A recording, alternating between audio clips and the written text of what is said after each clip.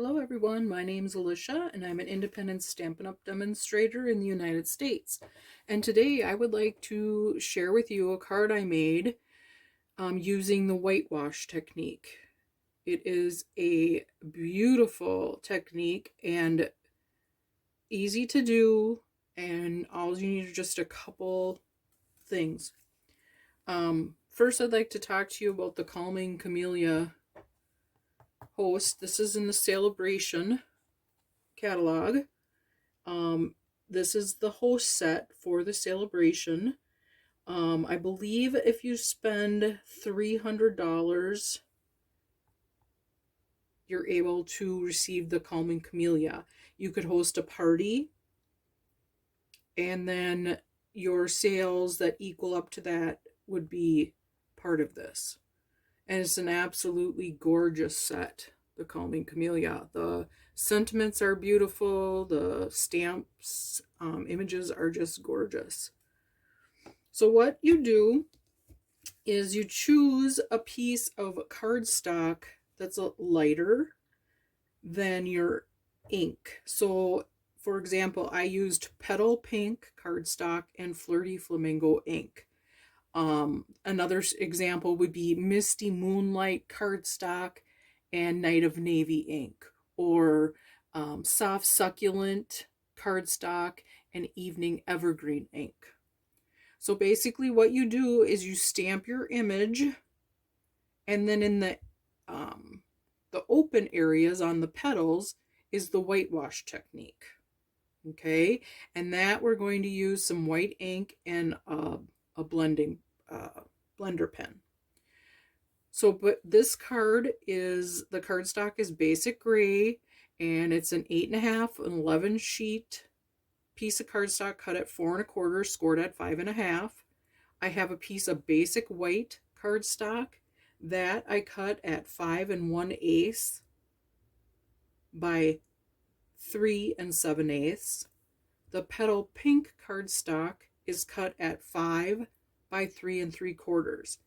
I used the white ribbon is from the Flowers for Every Season ribbon combo pack, which is a great set. It comes with 3 different types of ribbon. It comes with a gingham I think it's jade green gingham ribbon, and some twine, some blue and white glittery twine that's really pretty.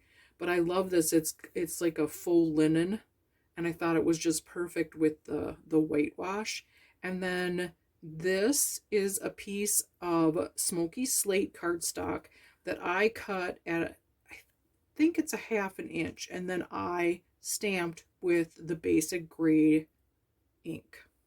Okay, so it's relatively simple. So I'm going to take my Petal Pink cardstock and my Flirty Flamingo ink pad, and I am going to ink up my stamp, and basically you're just going to make your own background. So whichever, whatever way that you would like to do that.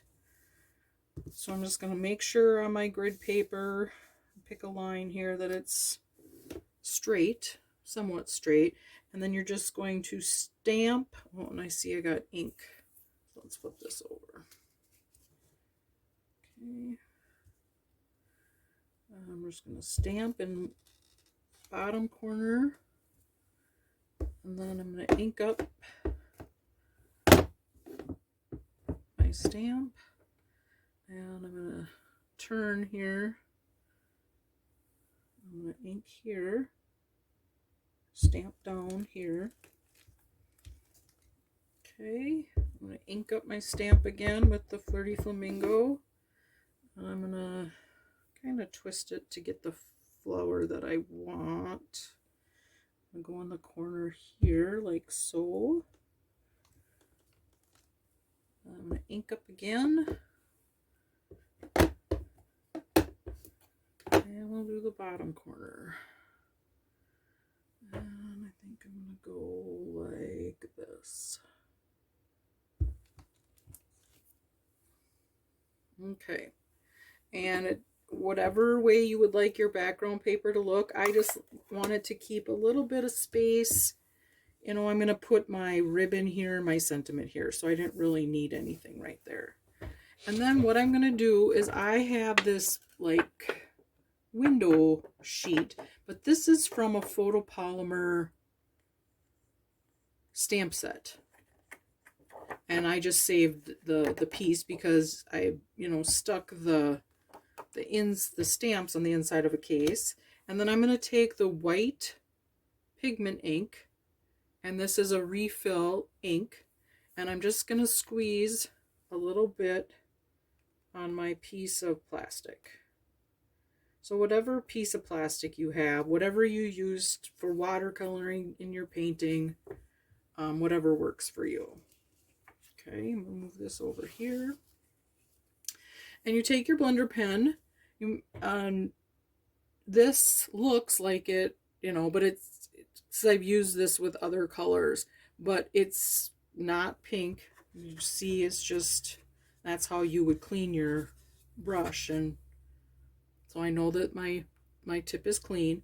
And then you just want to pick up a little bit, I hope you can see this, just a little bit of the white, and you're going to go in the open areas and do your whitewash. And now this will dry a little bit lighter because it's called, you know, you want it to look like it was whitewashed. And you're just gonna, you know, you want to, don't go over, try not to go over the lines because you want that definition from the stamp. And you're just going to just pick up ink and brush it on into the spots where you want the whitewash effect. And then that's it. You have this absolutely beautiful background paper for your card. This would be great with the Celebrate Sunflower stamp set that's in the annual catalog. Let me think, what else would this be? Anything that you have where it was stamp and then leave a little bit open where there's ink. I'm trying to think what that's called, but of course I can't think of that off my head. But Celebrate Sunflowers would be a fantastic set to use with this. That would be so pretty. You could do it in any color that you'd like. I think the Misty Moonlight would be so pretty with the white and the, I want to say a daisy would be pretty. Any type of flower that has this type of stamp image would be great. So yeah, that's all you do is you just take your blender pen, and these are also found in the annual catalog, or you can just go online and search blender pen. And these work for watercoloring, anything with the colored pencils, the inks. It's really a great tool to have in your crafting stash. So now I have that, so I'm just going to take this, I'm just going to turn, and I'm just going to again look for the where I want more of the whitewash. Just another technique to use to make your cards. And it's, I think this whitewash is a great wow technique. It like is just beautiful. I love this so much. It's so pretty. And the colors, I mean, will be so easy to use. And like I've said before, Stampin' Up! And their color with everything that coordinates. This makes it so easy. So like I said, all I did was looked at my inks and saw the petal pink, and then I took out the Flirty Flamingo inks and the cardstock and looked at them together, and I thought, oh, this would be really pretty together. So yeah, that's all you do, is you just take and pick up some white ink and just go over it. It's just the hard, you know, the only thing that would be hard would be to stay in the lines. It's simple, it's easy, and it's beautiful.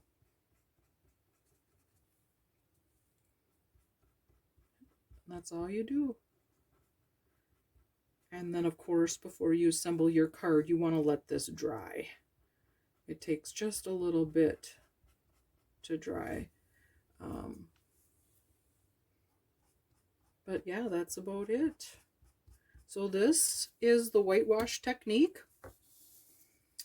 I hope that this video helped to teach you a new technique to make another absolutely beautiful card.